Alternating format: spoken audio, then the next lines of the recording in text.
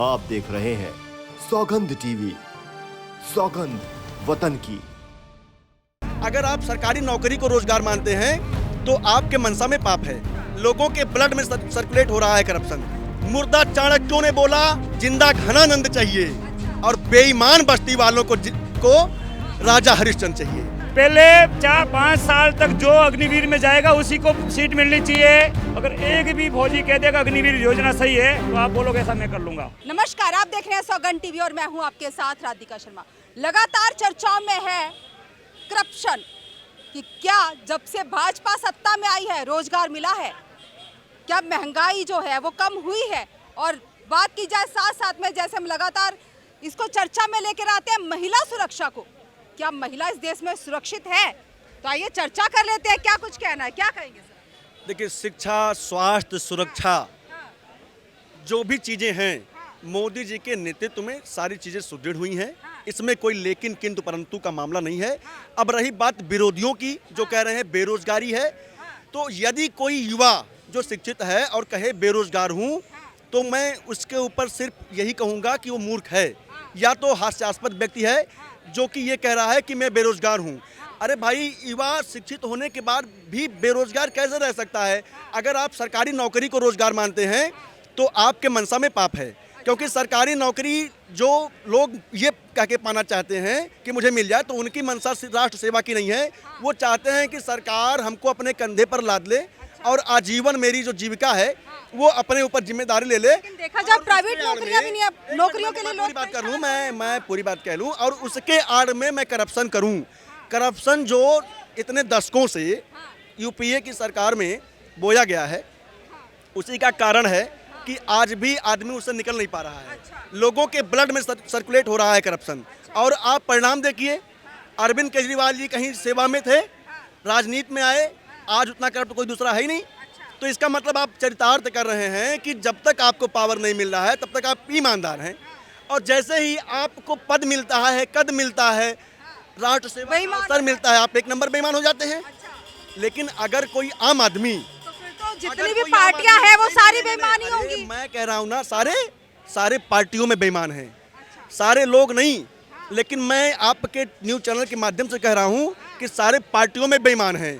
मैं दो पंक्ति कहूँगा, पंक्तियों के माध्यम से मैं संदेश देना चाहूँगा कि गूंगों ने एक साथ बोला मनमोहक मधुर छंद चाहिए, खाने के शौकीनों ने बोला कि 56 भोग बनाओ आनंद कंद चाहिए, और मुर्दा चाणक्यों ने बोला जिंदा घनानंद चाहिए और बेईमान बस्ती वालों को राजा हरिश्चंद्र चाहिए।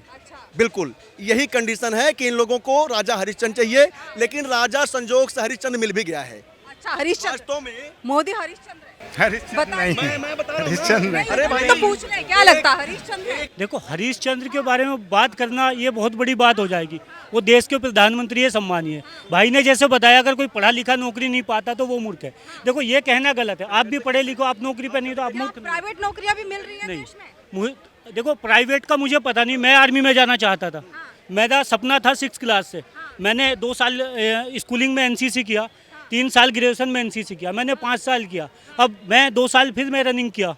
उसके बाद कोविड के बाद कोई वैकेंसी नहीं आई आर्मी में, कोई भर्ती नहीं कराई। उसके बाद से अग्निवीर की योजना लिया है। अब मैं 5 साल एनसीसी करके 4 साल क्या मैं आर्मी में जाऊंगा? उसके बाद कहाँ जाऊंगा मैं कहाँ फिर से दिल्ली में तैयारी करने आऊँगा? दूसरी चीज़, जहाँ से मैं ग्रेजुएशन किया हूँ वहाँ पे टीचर ही नहीं है। टीचर है, अगर हिस्ट्री डिपार्टमेंट में वहाँ 4 टीचरों की आवश्यकता है, 2 टीचर है वहाँ। 2 को जो वहाँ से पास आउट हो रहे हैं उन्हीं को रख दे रहे हैं, जिनकी क्वालिफिकेशन है पीजी। जो पीएचडी किए हुए हैं वो घूम रहे हैं सड़कों पे, क्योंकि वैकेंसी नहीं आ रही। उनको रख दे रहे हैं 6-7 हज़ार में, क्योंकि उनको ज़्यादा देना पड़ेगा। अगर शिक्षक अच्छा नहीं होगा तो कैसे बच्चा काबिल बनेगा? ऐसे सही बोला, अगर शिक्षक अच्छा नहीं होगा तो युवा का भविष्य क्या होगा? जो कल का हमारे आने वाली पीढ़ी है उसका भविष्य क्या होगा? जब उसे खुद को जानकारी नहीं होगी तो वो सामने क्या पढ़ाएगा या सामने क्या सिखाएगा? यही जो व्यक्ति ये कह रहा है कि मैं शिक्षित हूँ और मैं बेरोजगार हूँ, उन्हीं लोगों पर प्रश्न चिन्ह है। वास्तव में ये लोग सिर्फ सर्टिफिकेट के आधार पर अपने आप को योग्य मानते हैं, अपने आप को शिक्षित मानते हैं। जैसे मोदी से प्रमाण पत्र लोग मांग रहे हैं। अरे भाई, प्रमाण पत्र की कोई आवश्यकता नहीं है।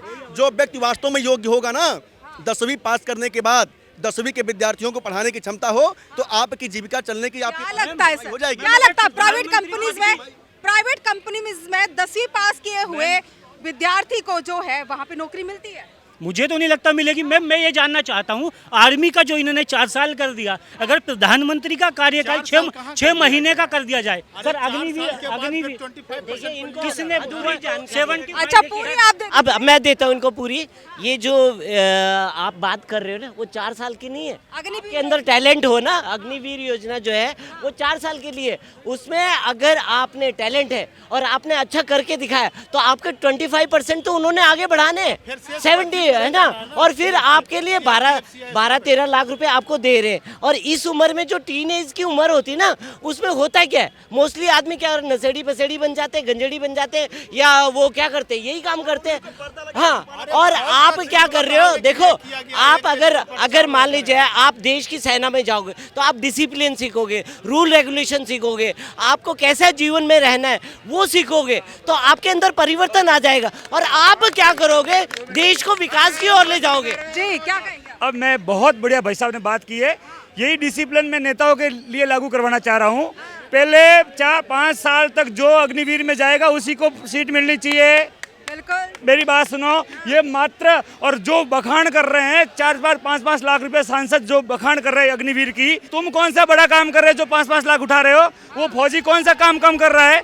क्या दैनिक दिनचर्या में उनकी कमी है क्या खर्चे में? क्या सांसद की खर्चा और फौजी के खर्चे में कमी है क्या? फर्क है क्या? कोई फर्क है मैडम?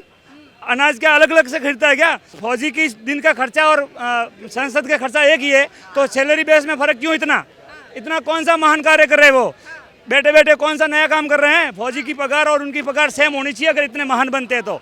और कम से कम ये जो भाई साहब बोल रहे हैं डिसिप्लिन के लिए, तो भाई साहब समर्थन करो कि जो भी नेता जो भी टिकट पार्टी से मिलता है पहले अग्निवीर होकर ही निकलेगा, नहीं तो कोई किसी पार्टी को। क्या लगता है, क्या कहेंगे? देखिए अब देखिए, अब इन्होंने कहा, देखिए किसी को वो नहीं है, राजनीति में कोई भी आदमी आ सकता है, आपके अंदर योग्यता होनी चाहिए, आपको जनता समर्थन करनी चाहिए, तो राजनीति में कोई भी आ सकता है, सबके लिए खुली है राजनीति, ऐसा तो नहीं है। पर कहने का मतलब क्या है, देखो हम कहीं पे भी जाते इस तरह से अभी उन्होंने मुद्दा उठाया, देखने वाली बात है। जो जवान है सीमा पे 24 घंटे तैनात रहता है, देश की सेवा करता है, अगर वो सेवा में ना हो तो हम चैन से ना सोएं।